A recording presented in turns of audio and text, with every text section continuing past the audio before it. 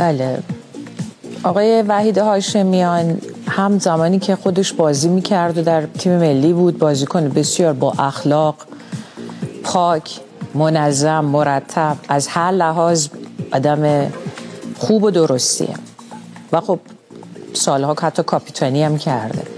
منتها آقای هاشمیان دوست عزیز ما، با احترام به شما جای درستی نایستادید.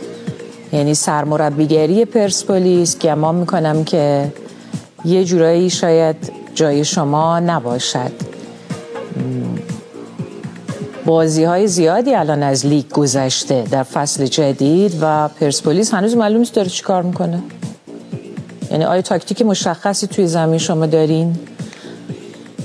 من گمان میکنم که حالا مدیر عامل که به کنار، ولی حتما تغییراتی باید در کادر فنی و مربیگری پرسپولیس اتفاق بیفته. من دیدم بازی رو، البته جسته گریخته کامل ندیدم، ولی خب باز که دیدید که چه موقعی هم گل خورد که جای جبران نبود.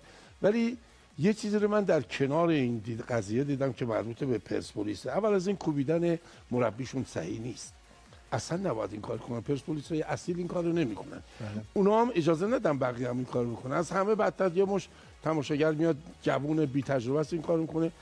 از اون بدتر یکی از گوینده‌های خودمون توی شبکه یه خانومی سازمان در واقع توی سازمان یه مطلبی رو گفته بود که اصلا ارتباط نداشت به قضیه و تکدر پیش آورده بود. اصلا خدا رو خوش نمیاد این قضیه. به نظر من همون همکارمون بیشتر به فکر آشپزی و اینا باشه، خیلی مهمتره، چون همسرش که از دوستان خوب ما هستش، همه میدونن داوود عزیزترین دوست من هستش. بله، داوود دوست من هست. آره، میگفتش که مدت هاست من غذای گرم و درست حسابی نخوردم.